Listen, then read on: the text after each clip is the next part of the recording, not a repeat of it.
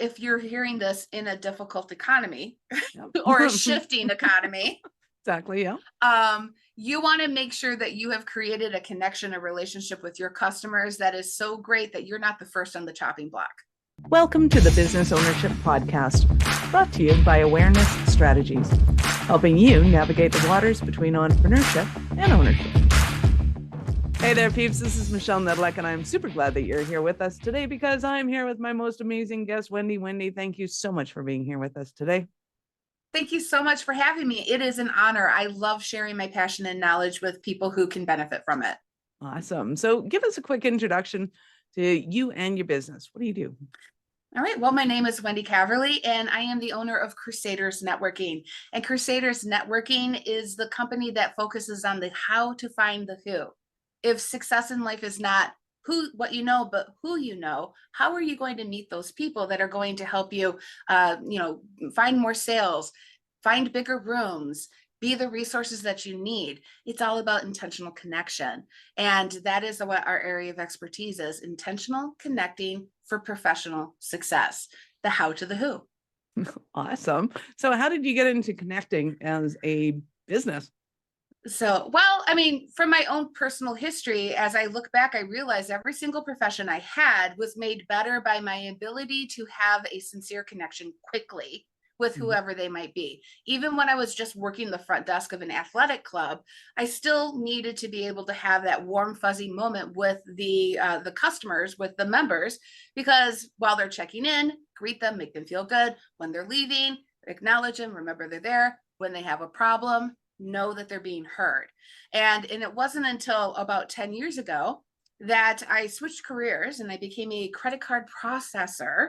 So I'm doing the cold calling, the door knocking, the walking into your business in the middle of your day going, hey, you happy with your processor? That I started realizing what I actually really loved was finding out what made other people amazing and sharing them with others. And I made that my career. For about 9 years now, I've been doing that full time.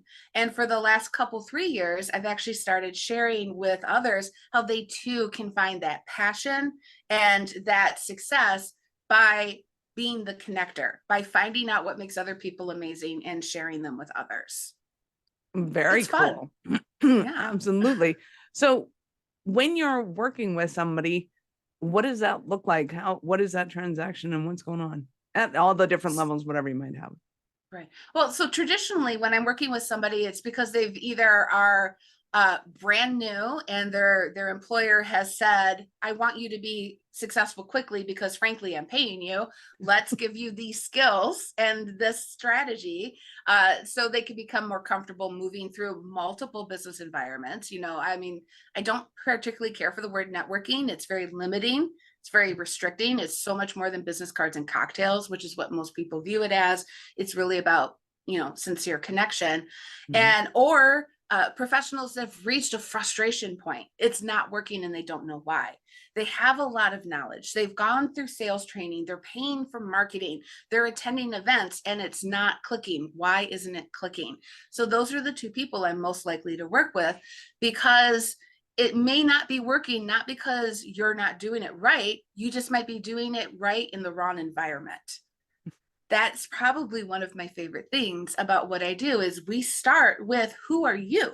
How do you like to connect? And let's lean into that while making you more comfortable in the other places. It really helps address a lot of frustrations because we live in an instantaneous world, but the reality is true success is not instantaneous. It just looks like it, Yeah. right? Overnight success, it only took 20 years to make. Yeah, absolutely. Only took 20 years. Yes, exactly. It really is about learning how to be as effective as possible. I'm kind of babbling a little bit at this point, but no, you're not. When people think of networking or think of connecting, they think of activities. They think of after hours or mixers or chambers or associations or expos, when the reality is all of that is true.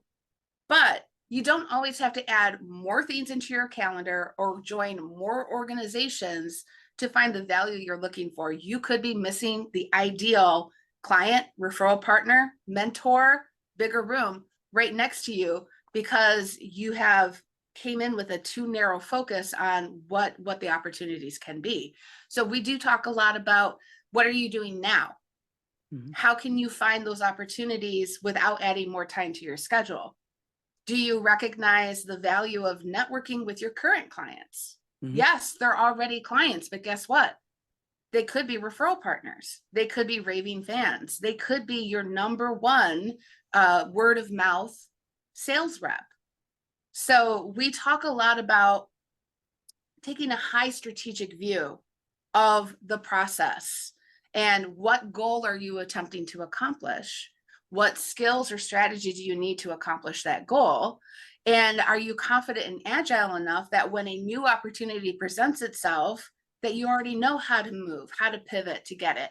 Or when the conversation goes in a direction that you don't want it to go, do you have the skills and the ability to still accomplish the goal without getting lost in the woods?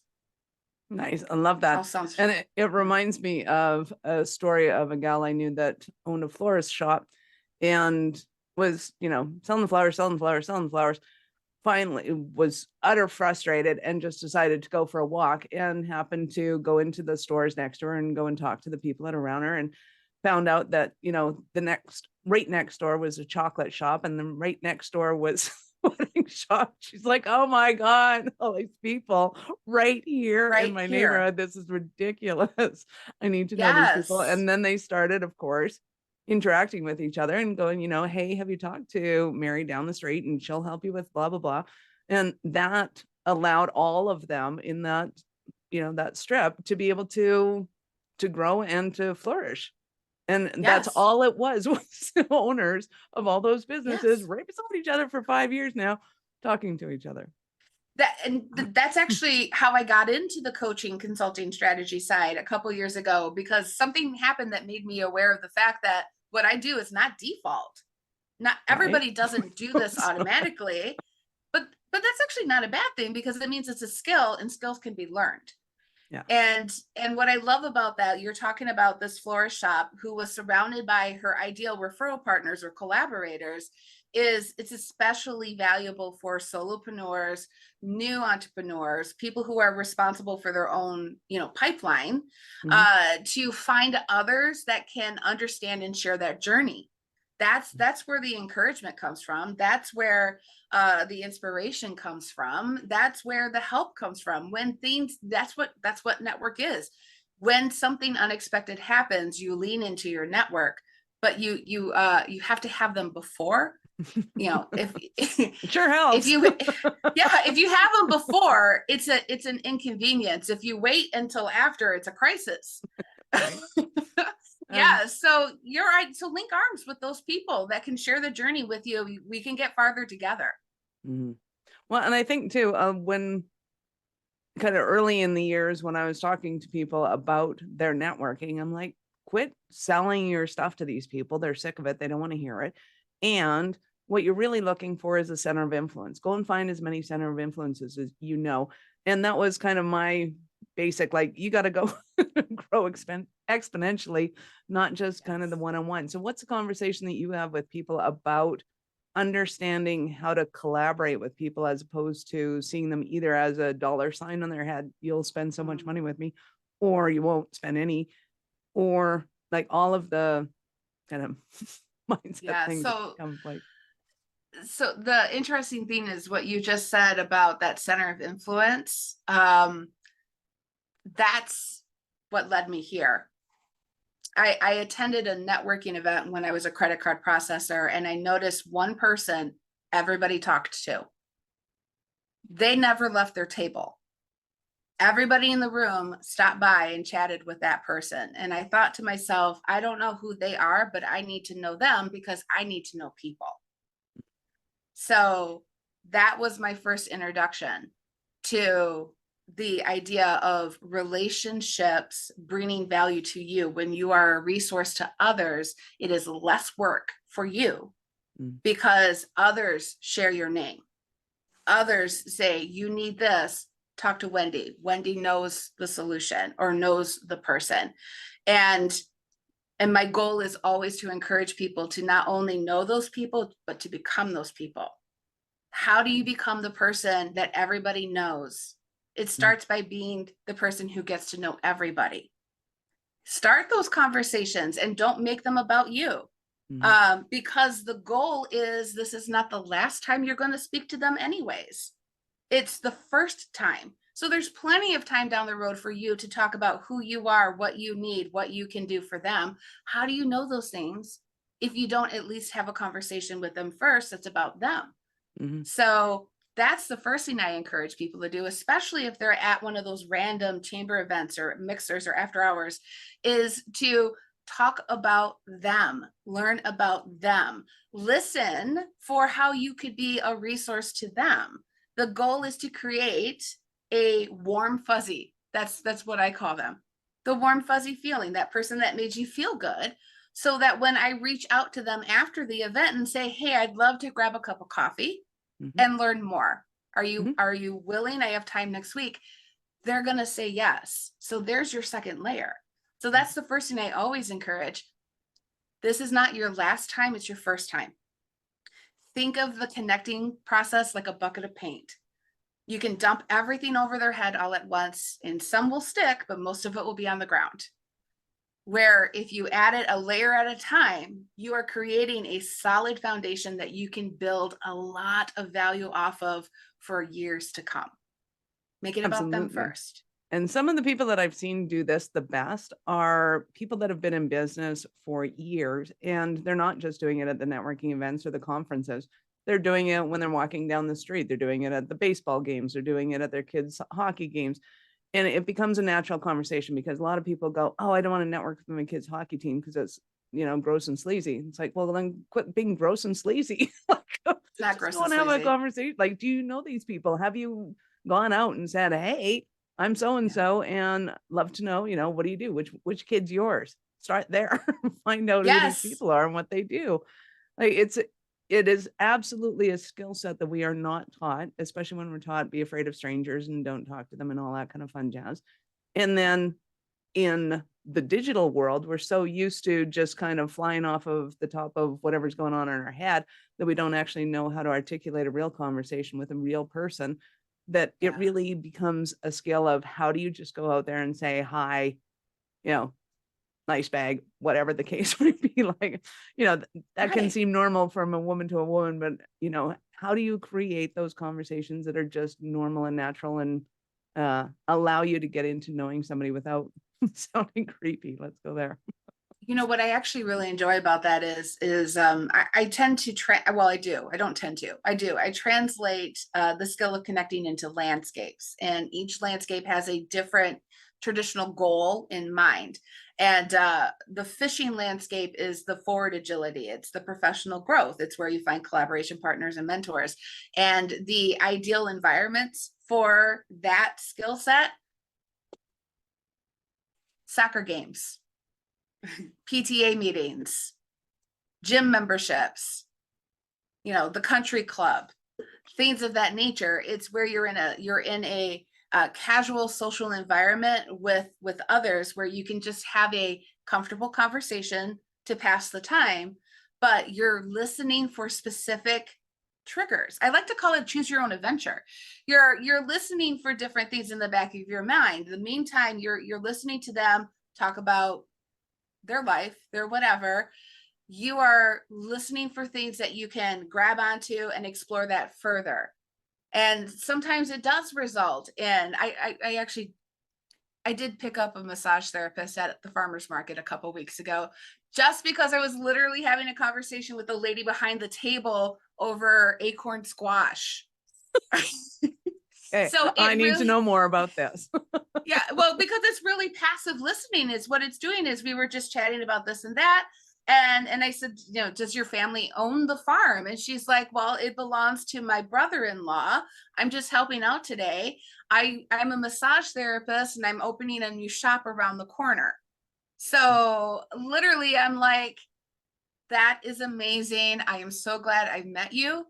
Is it okay if I have your business card? I am a connector and I would love to know more about you.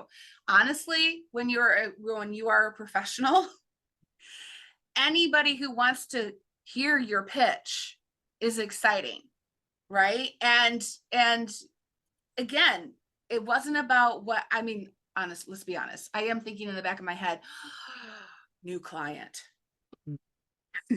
Who do I know that needs to know this person so I can be their rock star? So if you think that networking at your kid's soccer game is sleazy and salesy, it isn't, unless you're literally going in with a sales pitch that says, buy my stuff. Hey, I got a special this month. Yeah, don't do that. Christmas is coming up.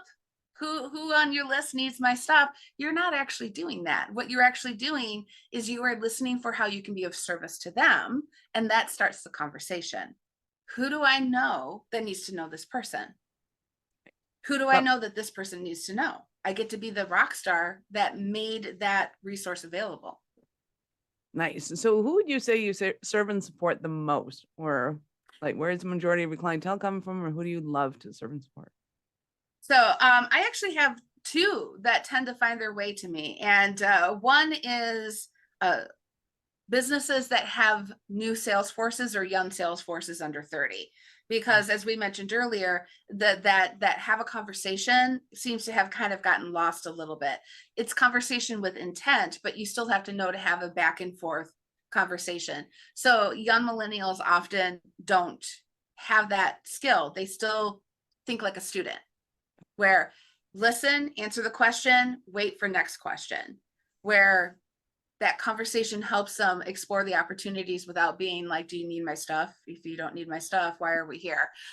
So businesses, although I'm pretty sure everybody workforces, that's new to business has thought that thought. So if you're thinking that thought, you're totally normal. You're totally normal, because that actually plays into the other people that I find I work a lot with are people who have been in business for 2 to 5 years, where they went out and they did everything and they were building their book of business or their client base. And now they have found that they have plateaued because they're spending a lot of time taking care of their current market or plugging in the holes, and not enough time on growing into the future. So they're looking for those skills and that balance that they need.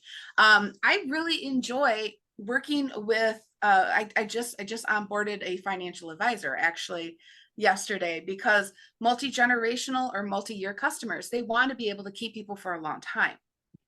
And they want to be of service and value to them, but they need to have more. So what I'm actually providing for him is strategy, just to keep him on time and on track, and kind of, did you view it this way? Maybe you should think about doing this. So it can be just something as simple as those young entrepreneurs or people who have plateaued. So I really like the financial industry world, the insurance world, multi-year, multi-generational. I don't want my skills used for evil.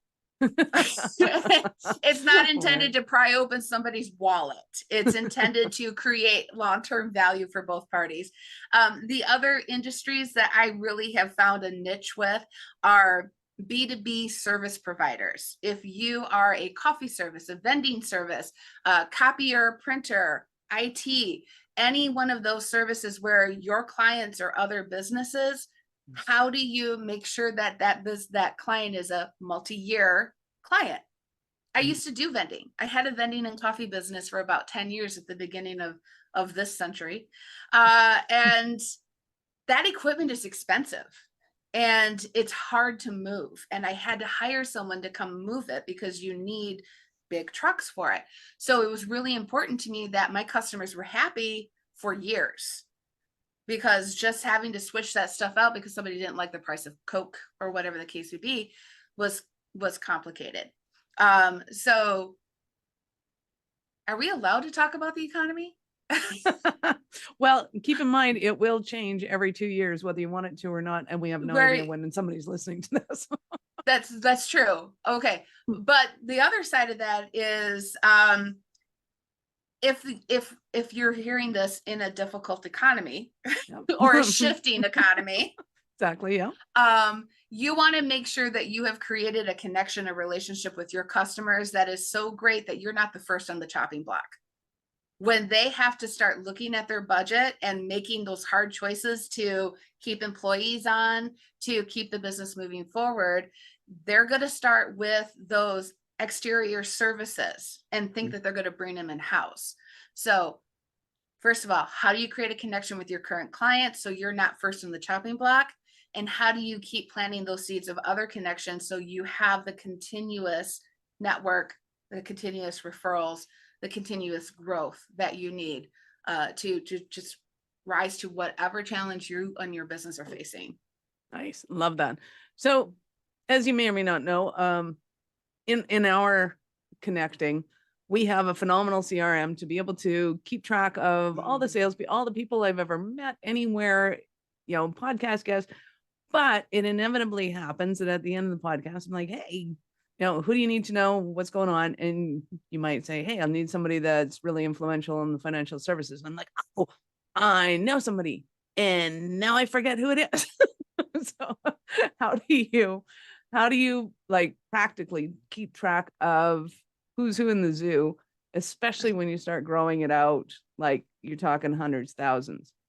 Or just let's say it's beyond the capacity of somebody's individual brain at that moment to be able to track that. This is actually a really fun question because there's two answers to it now. There was one answer pre-2020 and now there's an additional, not a different answer, but an additional answer post-2020. I still love business cards. I keep them. And so they're almost like weird little triggers for me. I'll go like, okay, I know that. But the little stars and circles and all the markers on it going, this guy's awesome. I actually, but believe it or not, I do talk about that. How do you mark your business cards at events so you know how you want to follow up with them? So I do that, and sometimes just because I've actually managed to turn on that part of my brain that I get excited by the possibility of connecting to people, that these people stay a little closer in mind for a while, especially if I think they're really awesome. But the other thing that I've really started leaning into over the last couple of years is I do love LinkedIn. It's a giant professional phone book. So somebody asks for something, I'm like, oh my gosh, that's Aaron somebody. It was an Aaron somebody. So I'll go up, there they are. Or I feel like I talked to somebody in that industry. So for me, I really have started leaning into Facebook is almost like my, like I said, professional phone book, my new Rolodex. My new Rolodex. I just wish I could make little notes on their profiles so that I have them. That would be perfect. My God, that would be so. LinkedIn, are you listening? Great, right. Great update. And the funny thing is I've actually stopped using the word Rolodex the first time a millennial went, a what? Scroll through your contact list. Scroll through your contact list. Yeah, it's a watch. Exactly. Really nice watch. So give me an example of one of your digital. Give me an example of one of your Cinderella stories. Somebody that came to you that was complete mess, and they're rock star now, or some variation thereof. I do have a commercial janitorial service company that is very specific. They only work with medical facilities. They don't do anything and everything. And he was, when we first met, he's somebody, I want to network. I want to grow my business by word of mouth. And I want to do 17 things a week. And I went to all 17 and none of it worked. I'm never going again. Okay. That's not how it works. Right. No, so the fun part for him was, first thing we do is we review what you are currently doing. What opportunities are you already attached to that you've completely missed? In his case, one of the things that he completely overlooked was connecting with, partnering with people who have the same customer as him. That's a slam dunk right there. That collaboration.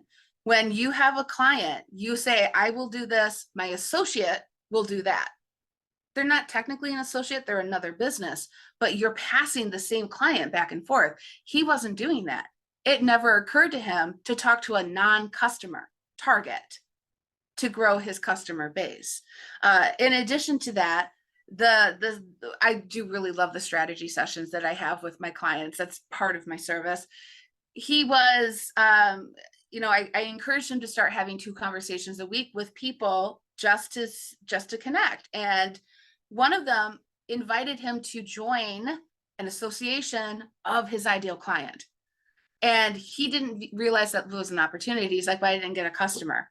But you got an invitation to stand in front of your customer. Yeah, that's true. That's true. Yeah, you just got invited to stand in front of 1,000 potential customers because you had a conversation with someone that you previously dismissed because they weren't your customer. So that I love that light bulb when they start thinking that I've been working really hard. I've been busy, but not productive. Now I can get more done without more time on my calendar. So that was actually probably one of my and he was also one of my first clients too. So I think that's why it really stands out. So much so that as he hires people on, he hands them over to me for 12 weeks for strategy and skills training, because the better they are, the more he makes. Right. Absolutely. And the less turnover. Mm-hmm. The less turnover when you invest in your employees and they see it, they work harder for you, they make more money for you and them, and they're less likely to leave. So, because it's real. I keep doing the Girl Scout thing. It's real. Hold hand. Awesome. Yes. So some of the stumbling blocks that they're experiencing, they're not getting the connections they want. They're wasting a lot of time at events and things where they're not finding their ideal clients and leads, all that kind of fun stuff. So I know our listeners are experiencing that and they're going to want more from you. How did they start their journey with you? I talked about LinkedIn. Find me on LinkedIn. It's actually Wendy Caverly. And actually, I think it's Wendy C Caverly. Lots of resources on there. We will have those links in the show notes, peeps. Of course, yes. Go there. And of course, and the website, wendycaverly.com. There you go. Awesome. So, Wendy, at what point in life did you know that you were special kind of crazy enough to think that you could become an entrepreneur? Right after college, when I decided I didn't want to go into politics. I honestly thought, I don't want to work for anybody anymore. So, but I grew up with entrepreneur parents, so it might be in my blood. That's awesome. But I'm going to say 22. Wow. So were you going to college to be a professional politician, or? I do. I have a poli-sci degree and a history degree. I wanted to work in DC. So it's okay. The curtain was revealed much sooner for me. But it's just because I love history. I do. And 22 is when I started working. I've had many businesses. I've had many ups and downs. I gave up on working for myself at one point because I figured maybe I was wrong. I needed to be that hourly worker. And that was the transitional time of my life, but I will never go back to that. Nice. I love it. Wendy, you've been absolutely fabulous. Thank you. Any last words for our peeps? Say yes, give generously, and be patient. That is the key to success in life and business. Say yes to the opportunities, give where you can because it will come back to you, and be patient. It will come. Good stuff takes time, but it will come. I love it. Thank you, Wendy, for your time. I appreciate it, and I know how valuable it is. Awesome. Peeps, this is Michelle Nedelec. Thank you for being here with us today. Be sure to subscribe to the show, share it with your friends. We love helping you and your friends' businesses grow. Are you running a business over 7 figures but still struggling with technology headaches? Pay attention. You do not want to miss this offer. This podcast episode is brought to you by Awareness Strategies, who is offering a custom-built digital adoption roadmap for anyone running a business over 7 figures who's wanting to grow their business in the next 5 years. And it's not just a roadmap. They offer full implementation as well if that scares the out of you. Check out awarenessstrategies.com/roadmap for more details today. The link's in the show's notes. Don't regret not doing this. Do it now. That's awarenessstrategies.com/roadmap.